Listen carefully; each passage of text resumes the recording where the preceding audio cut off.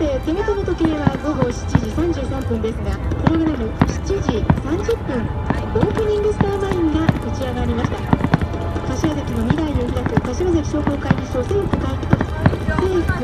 頭1号ということで、オープニングスターマインが今打ち上がっているところです。佐伯さん、スターマインということでちょっと解説していただけますか。スターマインというのはですね、花火の名前ではなくて、